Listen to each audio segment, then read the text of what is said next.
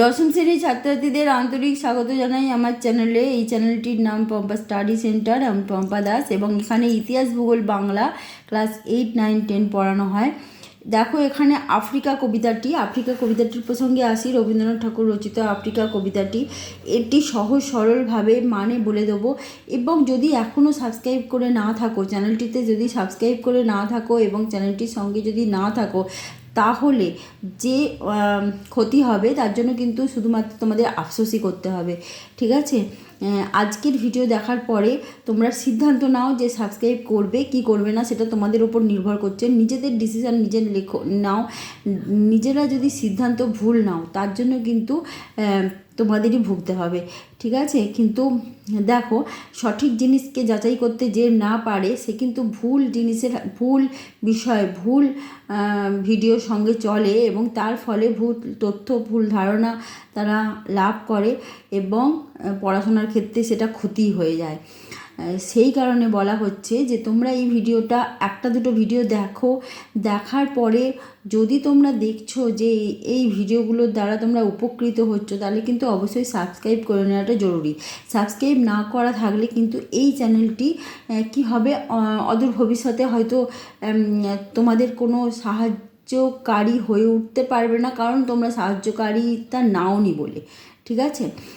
Channel তো চলতেই থাকবে, কেউ কেউ দেখবে এবং যারা দেখবে তারা উপকৃতও হবে। আসছি ভিডিও প্রসঙ্গে। দেখো, আফ্রিকা কবিতাটি সহজ সরল মানে আমি এখানে বলে দেবো। এখানে আমি কবিতার লাইন আর বলছি না।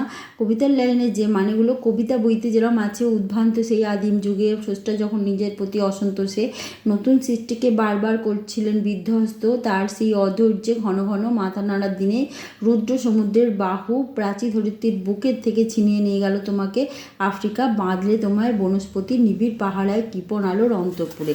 এটা যদি আমরা সহজ সরল মানে করি তাহলে ঠিক এরকম দাঁড়াবে। দেখো আছে, দেখে নাও। আদিম যুগে স্রষ্টা উদ্ভ্রান্ত অর্থাৎ দিশাহারা ছিলেন এবং তার নিজ সৃষ্ট কর্ম এই বিশ্ব ব্রহ্মাণ্ড নিয়ে অসন্তুষ্ট ছিলেন। তাই বারবার নিজের সৃষ্টি করা পার্থিব জগৎকে ভেঙে ফেলছিলেন। অর্থাৎ সৃষ্টির আদি লগ্নে যখন পৃথিবী গ্যাসীয় থেকে তরল, তরল থেকে কঠিন হচ্ছিল, তখন পরিবেশ উথাল পাথাল ছিল। সে সময় সৃষ্টিকর্তা তার সৃষ্ট কর্মের প্রতি অসন্তুষ্ট হয়ে যেগুলো ভেঙে তছনছ করছিলেন তা আর অধৈর্য ঘন ঘন মাথা নাড়ছিলেন। সেই সময় অ্যাটমসফিয়ার স্তরের ওপর ভাসমান প্লেটগুলো চলাচলের কারণে সমুদ্র রুদ্র রূপ ধারণ করেছিল। তাই আফ্রিকা মহাদেশটি পূর্ব দিকের দেশগুলো থেকে বিচ্ছিন্ন হয়ে পশ্চিমে চলে গেল বহু দূরে। মহাদেশটিতে ঘন জঙ্গলে ছেয়ে গেল। সেখানে শুধু রইল বড় বড় বনস্পতি, যার জন্য আলো প্রবেশ করতে পারত না, ঠিক আছে? আচ্ছা, আর সভ্যতার আলো সেখানে প্রবেশ করতে পারেনি।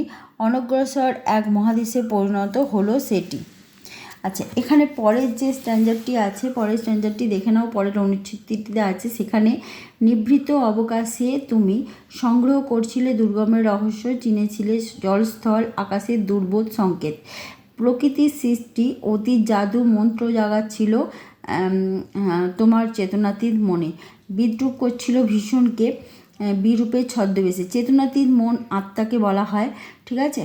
মানে মনের ভেতর থাকে আত্মা, সেটাই হচ্ছে চেতনাতীত মন। বিরূপের ছদ্মবেশে শঙ্কাকে চাচ্ছিলে হার মানাতে, আপনাকে উগ্র করে বিভীষিকার প্রচণ্ড মহিমায় দানবের দুন্দুবি নিনাদে। দেখো, এটি সহজ সরল মানে করলে যেটি দাঁড়াবে সেটি হচ্ছে মানব সত্তায় প্রকাশিত আফ্রিকা দেশটি।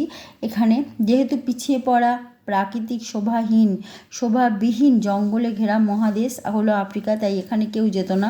তাই একাকী আফ্রিকা মা দুর্গম হয়ে ওঠার রহস্য বোঝার চেষ্টা করছিল। আকাশে জলস্থলে কোনো দুর্বোধ সংকেত আছে কি না সেটা বোঝার চেষ্টা করছিল। নিজের মন্ত্র জাগাচ্ছিল, যাতে মন্ত্র শক্তি বলে নিজের কুরূপকে সহ্য করতে পারে। নিজের ভীষণ রূপকে নিজের বিরুদ্ধে নিয়ে গিয়ে বিদ্রুপ করছিল। নিজের শঙ্কাকে বা ভয়কে জয় করতে চেয়েছিল, নিজেকে আরও উগ্র ভয়ঙ্কর করে তুলছিল। এবং এখানে পরবর্তী যে অংশটি হচ্ছে সেটা হচ্ছে, যেমন দুন্দুবি নিনাদে, আর নিনাদ মানে আওয়াজ, দুন্দুবি নিনাদের মাধ্যমে শিব বা কালী সে নিজেকে যেমন করে ভয়ঙ্কর করে তোলে, ঠিক তেমন করেই আফ্রিকা মানুষের কাছে মানুষের পায়ের চিহ্ন পড়েনি বলে, তাকে কেউ আপন করে নেয়নি বলে সেই মহাদেশটি আরও বেশি কুরূপ ধারণ করেছিল, আরও দুর্গম হয়ে উঠেছিল। ঠিক আছে, আচ্ছা দেখো পরবর্তী অংশ পরবর্তী ভিডিওতে বলবো, সঙ্গে থেকেও সাবস্ক্রাইব করে নিও চ্যানেলটি।